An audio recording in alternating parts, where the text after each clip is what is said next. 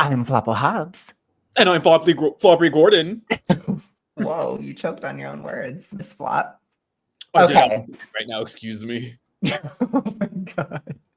So, as you can see, we're doing a flop action to something we did forever ago, by the way. Literally my birthday. And now we're doing it for Eric's birthday, which is coming up. He's an evil Pisces. That's This is me. the devil season. Huh? That's me, a fishy fish. Oh my gosh. But I need we need to explain the names. Obvi. So go ahead.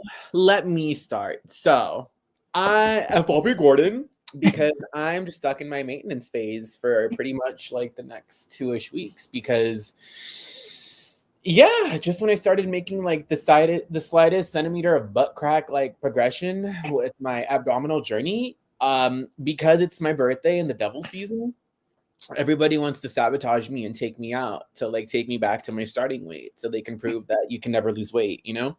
So I'm right now in maintenance because your girl is gonna be eating real good. Tomorrow I'm going to like a Brazilian steakhouse, and then my family might want to take me on Saturday, so Friday and Saturday back to back. Yeah, and then I'm going to Korean barbecue on Monday. So point is, I be eating, so yeah, and I'm flopping. So there goes my progression that I made, the few little centimeters of progression. So I'm Floppy Gordon. And I'm here to gas him/her up. Because I'm Floppo Hobbs. So, and I'm not going to be in the maintenance phase this entire month. So I'm going to continue to lose, and but I'll support Floppery the whole way. Okay, so I need you to explain your picture. People need to know. They already know my picture. We're already good, but what's yours?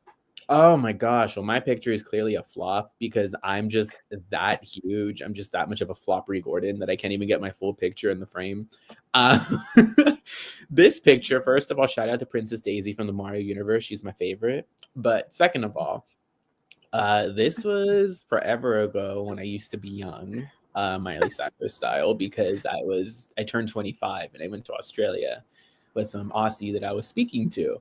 And basically it was just like a chain full of like I was like that book series, a series of unfortunate events, because the beginning of the year I fell and I tore my cartilage, and then I was like couch bound for like 2-3 weeks, and then I got crutches, and I just I couldn't do anything. I was useless, so I couldn't go to the gym. Of course I was still eating. I'm mid-sized. No, I'm just kidding. But of course I was still eating. And then I went to Australia, and of course I'm going to eat out there. Like, hello, I'm in a different place. I'm not going to be like, no, I'm like, oh, I have to watch my weight. Like, it was too late at that point. I was already inactive and a flop. So I'm just like, whatever, I'm going to eat. And yeah, I was eating like fish and chips and Australian candy, and I was just eating the world. And oh my God, I was just doing too much. And honestly, it might have been my second biggest I ever was, aside from There's more to it as well. So this was back in 2019, and I was total flop. I was really flopping. I was totally in a restrictive cycle of my disorder, we will say. I told you guys I was doing keto very harshly. Very, very, very harsh. I'll put it to you that way. And so I was going a little cray during the time, and I was very miserable in life, which again, when you tend to be triggered, right, these cycles get triggered. And so I was like totally out of it. And I literally me and Eric, we went to Vegas together that year. That was the last time I went to Vegas. I miss it so much. Oh, no. And that was a horrible trip to Vegas, for the record, but I still miss it. Anyways, so basically, Eric was literally like doing push-ups in the hotel room and like all this stuff, and I was trying to talk to him, and I was like, oh my gosh, because of course he was like dumping the guy, like, and I was like, what? Oh my God, you know, and I just wanted to know. And I could not understand. I think I had like no empathy at all that day, which Eric was really high on Peeps. Oh my God, I was eating Peeps. I was taking a break from keto, which you know how that goes. It's very cyclical, we will just say. And I'm not going to get into all the personal, like, because there's a lot of family drama at the time, but basically, like, we were in the hotel room and I was like, oh my God, I'm eating Peeps. And I got like I just got Peeps and I was eating them. And I think I was in like a Peep fog or something. And I was kind of up my own ass because I had so many issues and whatever. And I was just trying to understand, like, oh my gosh, like this guy, like, you know, you didn't go on Fluid Out Airlines, or you did? Or you paid for your own? No, I didn't go on Fluid Out Airlines. I Okay. paid for my own flight, but he literally paid for He everything. did Qantas. Okay. So, but you had everything paid for out there. So I was so freaking shallow and superficial at the time. I was like, how could you break up with him? He spent so much money on you. I shit you not. I shit you not. It's wild. But even though I was so shallow and not on the deep end, or not, maybe I was off the deep end, I guess, but I was very shallow. I literally did not notice that Eric had gained weight at all. And he started doing push-ups in the hotel room. And I was like, what are you doing? What did you even say? I don't even remember. I was like, what? Or did I even question it? No, that's really terrible that you didn't even notice, because it was so obvious that I had gained weight too. This wasn't even like a discreet, I gained 3 to 5 pounds. Like, no, I gained weight and I was bloated because as soon as I got back to Australia, I had one day to recharge and then I drove to Vegas for the wedding. It was really bad. So it's like there was no downtime. I was like, okay, I'm gonna sleep. All right, now I'm going to Vegas. So like there was no time to depuff or debloat or anything. It was bad. And it was probably a little bit of plain bloat too. It's pretty bad. It was bad. But I literally was like, I could not understand. And like I was just trying to understand his tea. And I was like, I don't get it. I don't get it. Like I was so hypo haze. I was so in the haze. It was crazy. So fast forward. Okay. We're going to take a trip down the future lane. Let's go to 2022. And I had been out of the disorder for a couple years. And I call 2022 the year that my empathy like started to return, which I know that's horrible to say, but I was just so hypo and like ill and just crazy. So obviously, because like I have more empathy in that year, we were kind of reminiscing about this trip and the guy that Eric was talking to and everything. And I looked at this picture of him and the guy, and I was like, oh my God, Eric, you look huge. I finally noticed. And I was like, whoa, what the hell? And then you literally had to explain everything. And I was like, I had no idea. I mean, honestly, and it was just devastating because, yeah, I was like, again, doing push-ups and like, you know, squats and all that in the room. And you're over here just in that lavender pea haze. And I'm just yeah. Before it's time. That was the lover days, not midnight stays, but the flopper days. I was flopping for sure. Well, goodness gracious, I'm over here doing the most, and then it doesn't help. Oh no, it wasn't even lover yet, because it was like March of 2019. Oh my God, lover wasn't even out yet. Dang. Oh my gosh. Anyways, it was a flop. Regardless, yeah, so that's a little story time about how sometimes you can be so mentally effed up that you literally cannot even tell. You're so up your own ass, but that you can't even tell your friend gained a huge amount of weight. But Eric said that he was thankful. So I was really happy because you didn't notice. And I was like, oh my goodness, the last thing I need is attention to this, even though that the guy I met up with in Vegas, who I had previously met up with in Palm Springs, I met up with him in Vegas, and we went on a lovely date where he like force fed me more food. And then we went back to his room, and obviously clothing was off, and he's like, aren't you a sexy little otter pup? And I was like, oh, excuse me. Like, Oh my not an otter pup. Did you tell me that at the time? I don't remember because I did some messy. I was like in a lot of online drama at the time. I mean, we're getting a little too into the weeds here, but basically, Eric went to go be a hoe, and I went to go get an online drama, and I met up with somebody and filmed videos, and I canceled somebody. So we were just like the dream team, right? Totally. Honestly, reunited in Vegas and separated for different agendas. We were out there, so It was bad. yeah, Oh gosh. it was a time. It was fun. I loved it. It was crazy, but yeah, when we were young, Adele. Anyways, okay, so enough of our toxicity. Let's get into their toxicity. Oh my So god. they were talking about Ozempic, like, and this is 8 months ago or 7 months ago. Like, we don't remember anything. I don't remember anything. Y'all don't remember anything. Eric doesn't remember anything. Like, we're just gonna jump in and just do it. But yeah, happy birthday, Eric. Oh my gosh, thank you. Here's As you said to me, another year, another orange. So, still single. Thank in you. your 30s. Here's just flopping into 31. Sorry, I had to do it because he did it to me, and I never forget a face. But anyways, okay, let's go. Oh my god! It's because I didn't respect your boundaries. You didn't. Okay, let's see. Can you hear it? Yes. Oh, by the way, it's very gay. Nobody can tell who's talking. I'm sorry. Oh, I just heard it yes. And I'm like, oh, was that you or the video? Stop. Okay, but you did hear it. Okay. Yes, I did.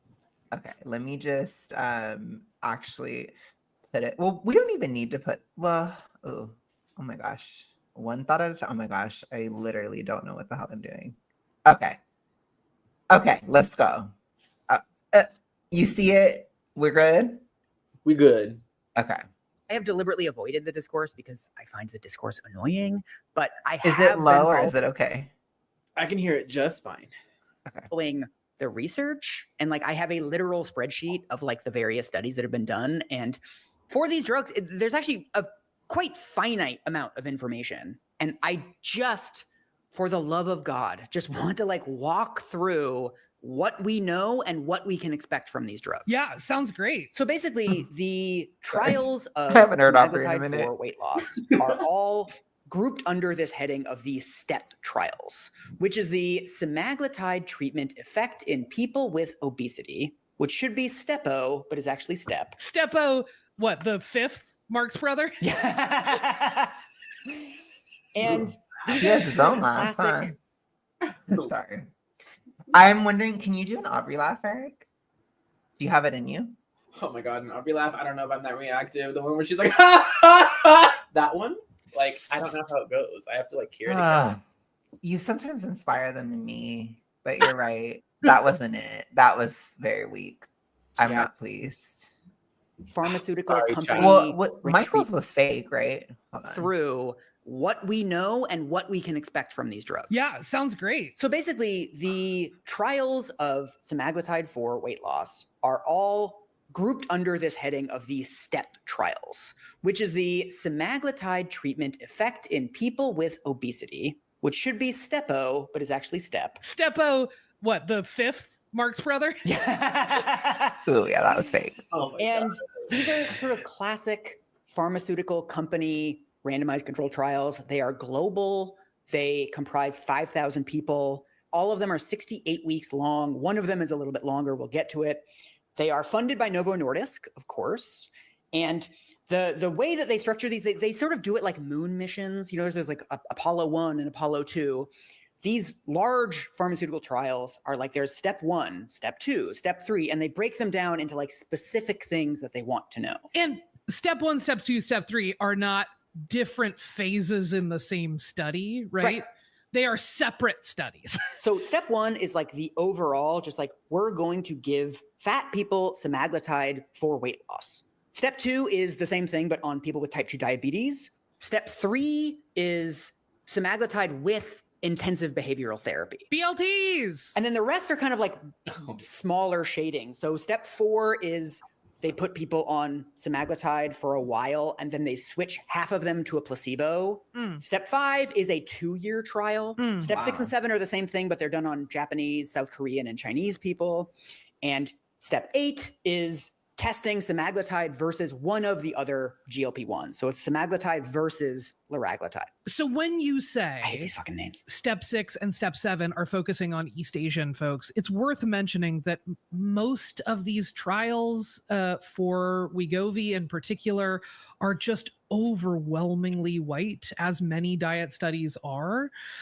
One of the sort of leading meta-analyses of studies involving over 11,000 participants was 80% white, 10% black, and 5% AAPI. Although for diet studies, I mean, we both see diet studies that are like 97% white fairly frequently. So like, it's funny, like 80% white, I'm like, ooh, not bad. The bar is in hell. Yeah, like by the standards of fucking diet research, it's like, oh, very diverse sample. The results of these semaglutide trials are like quite consistent. Like, What's interesting, because I don't know, a lot of people in fat acceptance, they have no issue asserting that, like, I guess every other race but white is supposed to be hugely fat.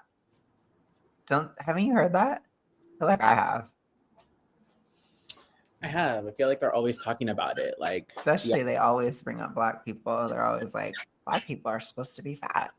Yeah, and black like, people and a lot of Latinos I hear, or I'm sorry, Latinx's. So I hear a lot of those too always brought up in the conversation. How they're just more like predispositioned for it or whatever the heck they say about being fat.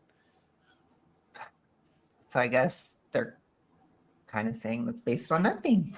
Interesting. Very interesting. Remarkably consistent. So roughly 80% of people who take semaglutide lose some amount of weight, roughly 5% of their body weight. And roughly half of people who take semaglutide lose 10 to 15% of their body weight. So like a 1 in 2 chance of losing like a moderate amount of weight. And then the biggest number, and the thing that is like sent the entire like weight loss industry into overdrive on this, is that roughly 1/3 of people who take semaglutide lose more than 20% of their body weight, which is roughly on par with like bariatric surgery. And then another thing that is like a pretty big deal about these drugs is that like the results seem to hold up. So there's one trial where people took semaglutide for 2 years, and like by the end of it, 36% of people had lost more than 20% of their body weight. So for about 1/3 of patients, they're losing maybe 3 times as much weight as previous interventions. We should also note that like there are pretty significant health effects of these drugs. So even in the shorter term trials, people have better blood pressure, they have better cholesterol, they have improved A1C levels. We also, with the longer term trial. Yeah, I wonder how many of those effects are just from eating less. Honestly. And also, it's just scary because like it's such a quick fix for something that can be damaging so long term. Because it's just like, Well, we don't really know, I guess, but I'm just so iffy about like long-term very high dose, because I don't know how many studies they actually have about that. I think they're trying to do high dose now, because like I don't think my mom would care if I said this, but my mom is on 1 milligram, I think it's milligram, and a weight loss dose is 3, so that's a lot higher. Yeah, it is. So I don't know. I mean, I think, as I've said a lot, like my stance is pretty neutral on it. Like I can understand both sides of the coin. I believe your stance is you're not for it. No, not for like maybe for like the huge morbid people, but like as far as just like I have 20-30 pounds to lose. Yeah, no. Those kind of people, I agree. I'm not for it for them at all. I'm like, gosh, like just it pains me to say this as I'm about to flop this month, but just eat less. yeah, I don't know. Like the celebrity craze about it and all that. I think that's really bizarre. Like my mom has talked to me about some of the side effects and stuff, and she's very against it for people who are not diabetic, or people who are just, especially like you said, like that 20 pounds or whatever. Yeah. So I myself, I would really, for me, I can understand it for like a super morbidly obese person, just because you are so hungry. A lot of the time, there are a lot of people who are very, very hungry. And for me, I navigated it, which again, it is funny because I talked about it. I did a video where I was reacting to Leo Skepi, and I talked about like the things that I did to get out of super morbid obesity, or like how I had to balance certain macros and all these different things. And then there are some people who are like talking shit about some of my food choices or whatever. And it's like, I literally did it.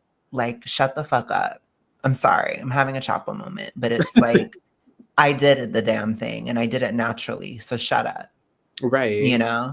It's like, it's so frustrating sometimes because they don't ever, like, a lot of people don't ever want you to talk about getting out of super morbid obesity naturally.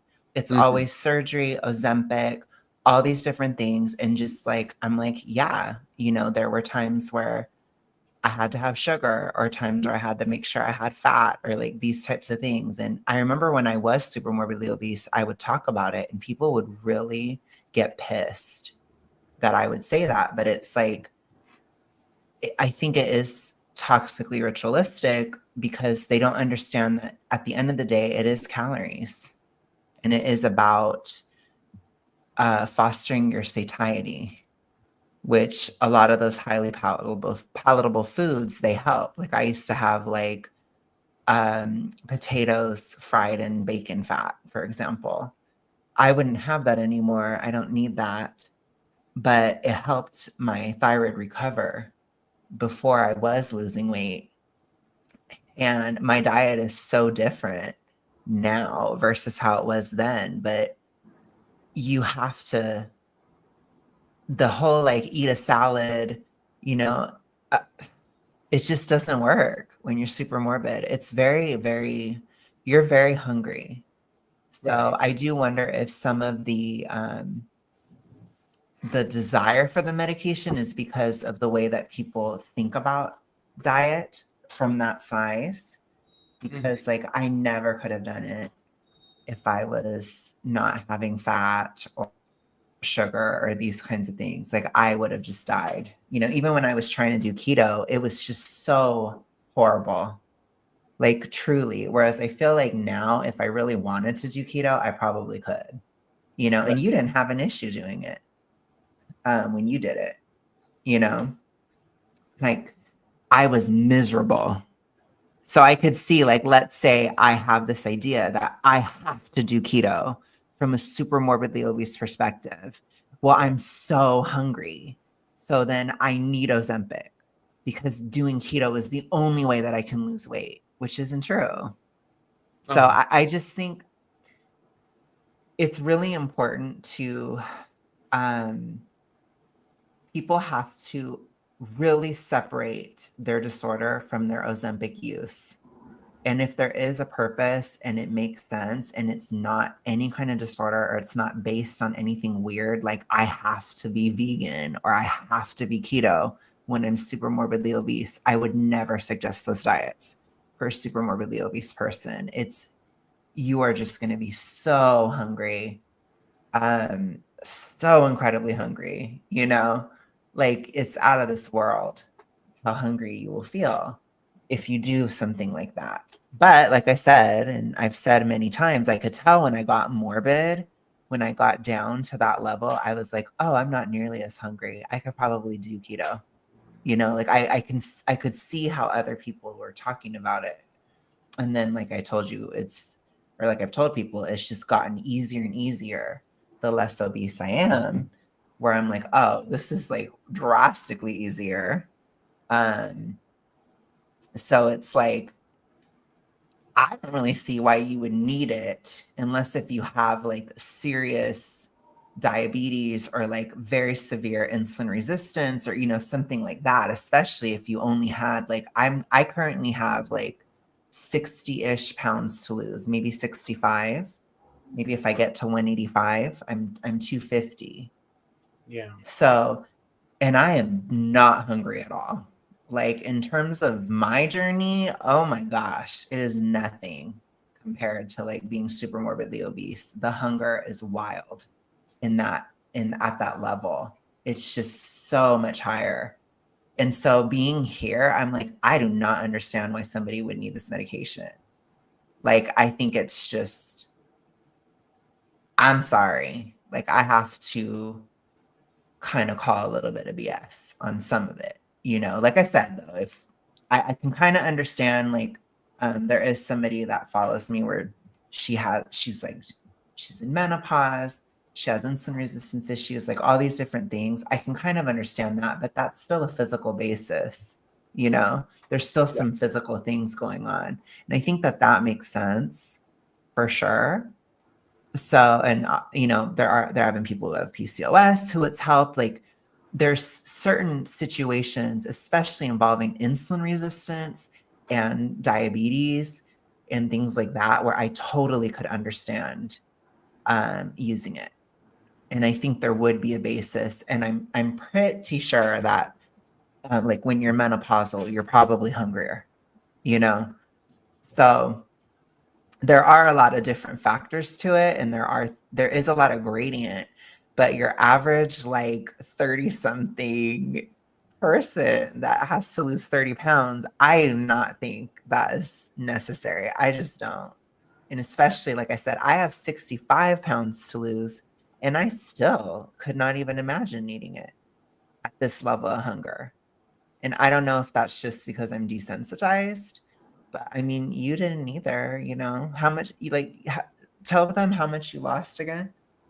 In the very beginning, when I was at my biggest, I weighed 240 and I dropped down to 180. Not really any muscle, just flabby, but dropped down to 180. I lost 60 pounds. And no, I didn't have to do any of that or really, Yeah. you know, like find a way to extremely suppress my hunger. But I Yeah. wasn't doing anything like, at least in that journey, I didn't do anything super, you know, ritualistic, as you want to call it, you know, do anything Right. that size. But it's interesting that you're speaking about like, you know, you can't imagine needing it. And I just wonder, because you and I both know my friend, C Dizzle, that he's still very much so, or he's getting worse as he's gaining a lot of weight. And he's like, I have to do keto. I must do keto in order to lose weight, you know? And that's just crazy to me, because it's like, ooh, I wonder if he keeps on getting bigger and bigger, if he would have like, I don't know if it's the willpower is the right word, because at that point it's just like he's so fried, his system, you know? Yeah. So I wonder if it's like, if he's gonna fall into like that camp, that mindset of being like, oh, I need this to lose weight. Like, I can't do it on my own anymore. I'm in too deep. And obviously that's false, you know, but I wonder if he'd fall into that trap. Well, he is very the person we're talking about, you guys, he's extremely B followed by E followed by D, extremely so, like diving headfirst, like barreling towards super morbid obesity, probably within the next year or two, tops. He's, I think, getting morbid now, taking a huge trajectory downward. And so when we say he's doing keto, he's not. It's not real. It's like a weird thing. I'm doing keto, but I'll eat deep fried fish in Tijuana. Yeah, it's not real. It's delusional. It is. Yeah, so again, I'm not really criticizing anything in this. I'm just trying to I'm just giving my thoughts on these different aspects, because all of this stuff, it's so gray, but in my opinion, he would be a horrible candidate for Ozempic. Absolutely horrible, because he is so delusional in the disorder. And he would likely continue to force food in and stuff like that. And that's really bad to do. You have to really take care of yourself. Like, you have to regardless, but you should not make your use of Ozempic more risky. And that's where I am very, not fearful, it's a little too extreme, but I get nervous about people that have the disorder using it and the way that they talk about it. I get nervous about it. You know, my mom is using it. She does have the disorder, but in my opinion, she's about halfway out. You know, she's very aware. I'm so pleased. Like, me and my mom and my grandma, like, we're all pretty much getting, you know, me and my grandma are out of it. I think my grandma, she just kind of aged out and she's retired and stuff, you know, so she doesn't have that stress. And then I got out, and then my mom's getting out. So that's like amazing, for the record. I'm just saying, but you know, there are other people who are diving in head first, which is horrifying to hear about and see, you know. So there are a lot of people that do get into it and get worse. And your friend is definitely one of them. You know, Eric has 2 people that he knows that are really getting severe, you know, very bad. The other one is doing crazy only water and fruit fasts, and then binging. Yeah. And like, very often it's very, he's also extremely delusional about it. Finding any reason to quote unquote celebrate or go Yeah. for it. It's crazy, you guys. It's crazy to witness. Yeah. So I mean, I know Eric has really like appreciated some of my channel and stuff because he could like see it in the field, you know, because he's super extroverted. But it is scary, like, because it's just, you know, Eric has his own past with stuff, but I don't think Eric ever had the emotional side or the truly Delulu side. I think it was just like he just engaged in behaviors. Like, it was more of just the behavior rather than the mindsets, which, you know, that's a lot still. But, and obviously Eric was still like a total bitch when he was totally in it and everything. There's still physical effects, but like, let me just ask you this. What was your mindset when you were very, very restrictive? Try to be kind of careful, I guess, in how you talk about it. Well, the mindset was, because again, it wasn't like I never had the issue of being super big and making it my identity. So it wasn't so much like, oh gosh, everyone will forever see me this way if I stay big or blah blah blah. It was just more like, I really, really just like want to get down to this certain number, and like I'm gonna do it by any means, you know. So it started off like normal per se, you know, just like, oh, like, I just won't eat junk food, and I'll just running like really became a thing for me. So I would just do that, but then eventually it just kind of kept snowballing because it's like I got hooked on the idea of dropping. So or like seeing the number go down was kind of like so rewarding, and it felt so good, especially because everyone's like, dang, you look so good. And I was like, right, you know. Oh my god. Okay, well, I need you guys in the audience that are more on that side. Let me know if, I guess, you know, try to word it carefully, I guess, but I need to learn more about that side of things for sure, because there are a lot of connections to it. So I'm wondering if that is still that same mindset. It kind of sounds like it, to be honest, because to me, it's giving, I want this to happen as fast as possible, which is never, that's a bad place to be. That was the driving factor. Yeah. So that's probably, it's just obviously that desire is like the biggest desire. Whereas like in the BINGE side, it's more like, it's more about the BINGing. By BINGing, oh my gosh. It's more about that. It's more about the B. So it's like you restrict but you're just trying to, on a subconscious level, you're only restricting so that you will eat more. That's it. So it's just, and it's still kind of a game. But it's a different type of game. It is different. But yeah, it sounds like there's still some kind of delulus going on there with like the it has to be as fast as possible kind of thing. So I guess you did have it. But anyways, I need to learn more about that. So I appreciate that. So I just had to ask you. And like I said, I would appreciate you guys in the comments to kind of let me know certain things. Like obviously be careful about it. But if you're willing to share in like, you know, a demure way, so to speak, because I need to know more about that type of mindset because I'm just not, I wasn't on that side at all. So anyways, which by the way, I do wonder if there are any issues with this. Okay, let me ask you this. Here's an interesting question. If Ozempic was around during the time that you were going through that, what do you think you would have thought about it?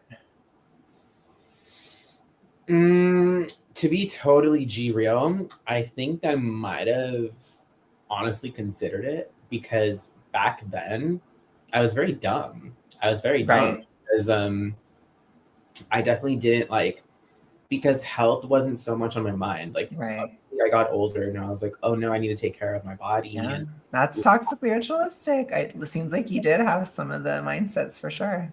Yeah. I was just like, oh, I don't really care because also I was really young. And when you're young, you feel kind of invincible, So I had that too, where I was like, oh, whatever, I'm so young, it's not really gonna do much. I'll just bounce back and whoop-de-woo and it was just kind of that. So I might have considered it because I aside from the minimal intake of calories, I also I told you in the past, I don't know if you remember, but I did take some DPs, Somewhat. Some DPs, quote unquote vitamins, if you know what I mean. Oh, okay. I think I know what you mean. Yeah, to not feel so malnourished, to not feel the teens. So I did take some. But that just proves my point. I didn't really care. You probably would have done it. That's what I'm saying. Yeah, I didn't care. If I could get my hands on it, which I obviously probably could not because I was a minor, a child per se. So my mother would never. Right. But, if I had access to it, I can't say I wouldn't, even though I'm totally against it now. I can't say that I wouldn't at that age. So yeah, I might have possibly done yeah. So I'm just, like I said, I'm always going to look at it from a toxically ritualistic perspective, or I'm going to have concern from that side of things, but I don't judge the actual drug, and nor do I judge somebody who truly needs it. I just think that it's so likely to be abused, and I think it's probably happening all the time, and it's like, oh my gosh, it's kind of freaky to me, because I know if you don't use it right, it's probably really bad. So I don't know. Okay, let's do a little bit more. We can always do another part another day. We don't always have to wait until it's somebody's birthday. Gosh, we'll do a little bit more. We've seen modest, but also kind of big deal reduction in heart attacks and strokes. So that's really exciting. Yeah. If there is a drug that people can take and they are less likely to die, right? Yeah. I am pro that drug. I actually looked this up that it's roughly in line with the effect of statins. So this is genuinely a big deal. Even if you take the weight loss stuff off the table. Yeah. We should also talk about the side effects. The side effects of the drugs seem to be almost universal.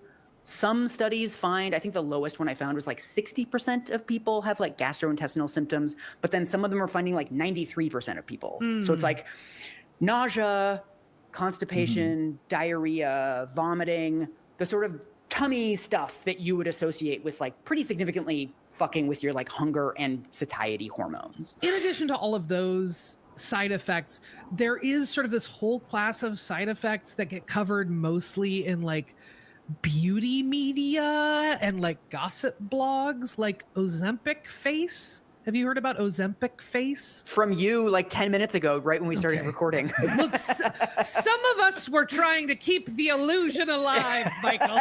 Oh my gosh. So it's basically just the appearance of aging when taking Ozempic. And it's just the result of rapid weight loss. However you did it, it's not unique to Ozempic. It's just when you lose a lot of weight really quickly, you end up with loose skin. Right. And some of that loose skin will be on your face. And that is also the same kind of thing that happens when people age. So you look older. So Ozempic face is just like you lost weight face. Yeah, totally. Okay. These ones just strike me as we're I don't know. I think it's a little worse. I think it's probably more so like severely malnourished face. That's probably how I would consider it. Yeah, I agree, because like if you drop, like, I mean, like I looked pretty bad, but I was clearly doing it in a bad way. You get me? So it's like, Yeah. duh, I'm gonna look pretty beat up and rough, like. So it's like, yeah, I don't know, because it's like, sure, like being in a reduced state of eating, it's like, well, you know, I may not look my best right now, but I definitely don't look like haggard or like beat up. Mhm. Like I just don't look 100% because I'm not Mhm. at 100%. But no, definitely, I don't think it's just from like the loose skin and the losing Mhm. weight. No, if you do it drastically and in a not good way, of course. And I don't think Ozempic is a good way. So Yeah, I mean, to me, it's like from my perspective, especially now with the way that I've done it, I've had some people say that I look younger. And it's like, I'm posting pictures that are years apart because I've done it slow Mhm. or not actually that slow, but relatively slow compared to what is usually talked about online. Like when I did my big picture where I showed me in 2022 to like this February, that's like 2.5 years. Right. And if I do look a little older, sometimes I'm like, well, I've aged. I mean, I've been in this process for like 4 years, you know? Like I started my hypo recovery in 2021. It's been almost 4 years. It'll be 4 years on like the 16th or something like that of March. So it's like, I'm not going to be like the same age for 4 years, you know? So I don't know. Like if somebody tried to say that to me, I'd be like, well, I am older. But I feel like with Ozempic, it's like, it can be really bad. Like I've seen it. So I see it all the time with like these celebrities, and they yeah, have the means and income and resources to not look so beat up, and yet they do. So it's just like, well, if they have the money to not look like that, but they do, I'm like, what is that really showing or saying? yeah. You know? I just think, to me, I think it's extremely malnourished face. That's what I would call it, basically. And Right. I again, this is what happens when you think of it as a miracle drug, that it doesn't matter. You can do anything. I think it's awful. Anyways, we'll pick it up sooner. Hopefully, we don't need to wait as long. Gosh. But we're gonna go ahead and stop it here. But Whose birthday is next that we know? oh my gosh, I know. I'm like, I just don't even know. I mean, gosh. Anyways, watch, we're gonna do it for Lisa's next. Oh my gosh. Real, we'll do it on Lisa's birthday, you guys. Oh my god. In Gemini season. Oh my gosh. No, we're gonna do it sooner, hopefully. Gosh. Anyways, but thank you guys so much. And thank you, Eric. And yeah, we'll get into this again. I do think it's important to talk about, and I do appreciate your perspective, Eric, on the other side of things. And I think that they're questions I have, or they are concerns that I have, you know. Anyways, we will talk soon. See y'all later. Bye. Bye. Just peace.